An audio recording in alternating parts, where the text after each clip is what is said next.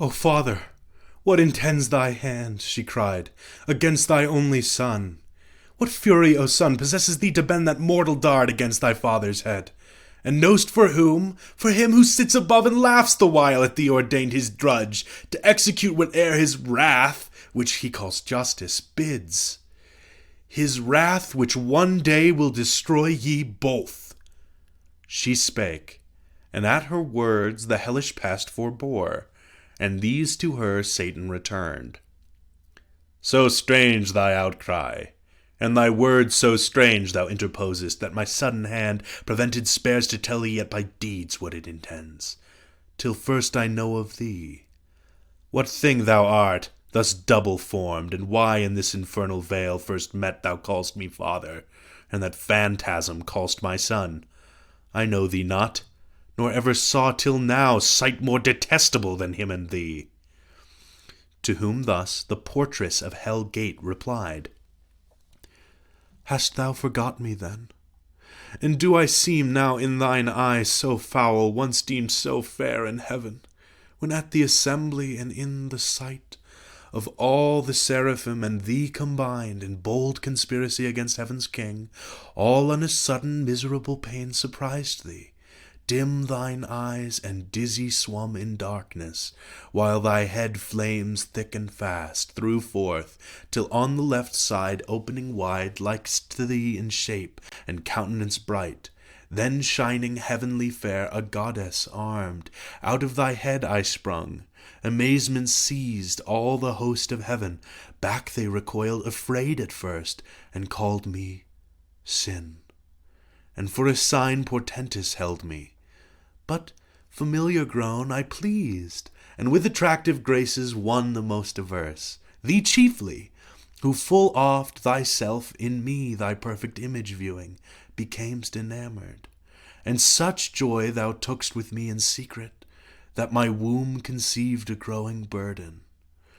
Meanwhile war arose, and fields were fought in heaven, wherein remained what could else to our mighty foe clear victory, to our part loss and rout. Through all the empyrean down they fell, driven headlong from the pitch of heaven, down into this deep, and in the general fall I also, at which time this powerful key into my hands was given, with charge to keep these gates forever shut, which none can pass without my opening. Pensive here I sat alone, but long I sat not, till my womb, pregnant by thee, and now excessive grown, prodigious motion felt and rueful throes.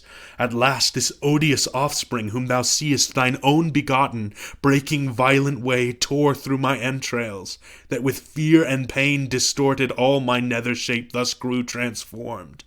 But he, my inbred enemy, forth issued, brandishing his fatal dart made to destroy. I fled, and cried out death. Hell trembled at the hideous name, and sighed from all her caves, and back resounded death. I fled, but he pursued, though more it seems inflamed with lust than rage, and swifter far me overtook his mother, all dismayed, and in embraces forcible and foul, engendering with me of that rape begot. These yelling monsters that with ceaseless cries surround me, as thou sawest, hourly conceived and hourly born, with sorrow infinite to me.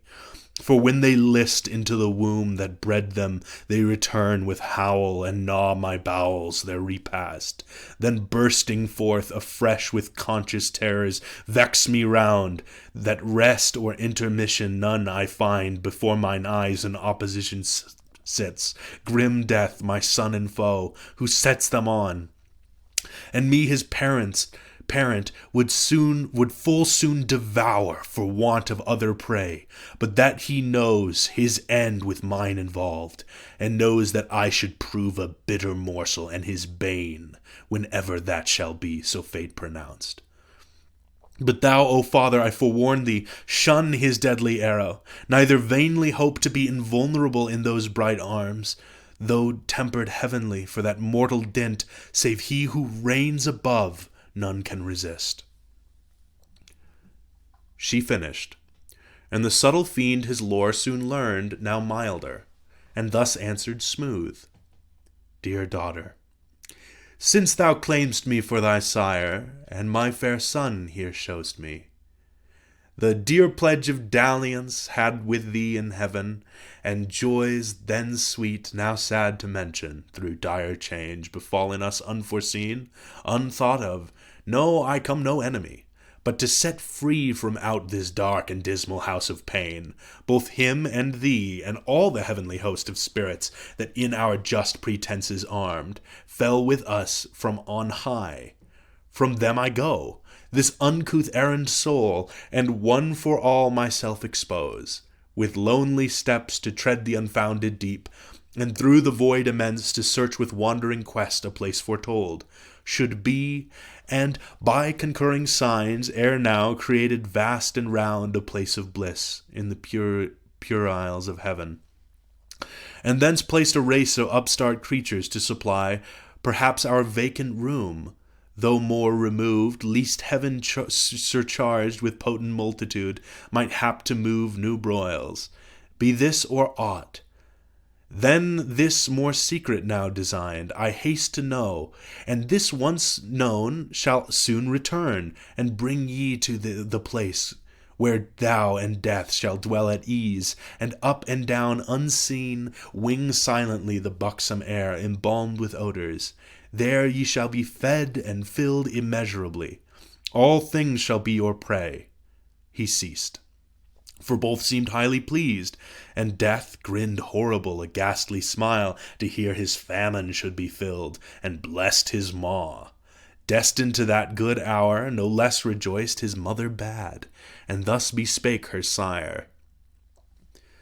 The key of this infernal pit by due, and by command of heaven's all-powerful king, I keep, by him forbidden to unlock these adamantine gates. Against all force, death ready stands to interpose his dart, fearless to be o'ermatched by living might. But what owe I to his commands above, who hates me, and hath hither thrust me down into this gloom of Tartarus profound, to sit in hateful office here confined, habitant of heaven, and heavenly born, here in perpetual agony and pain, with terrors and with clamours compassed round of mine own brood that on my bowels feed? Thou art my father, thou my author, thou my being gavest me. Whom should I obey but thee whom follow? Thou wilt bring me soon to that new world of light and bliss among the gods, who live at ease, where I shall reign at thy right hand voluptuous, as beseems thy daughter and thy darling, without end.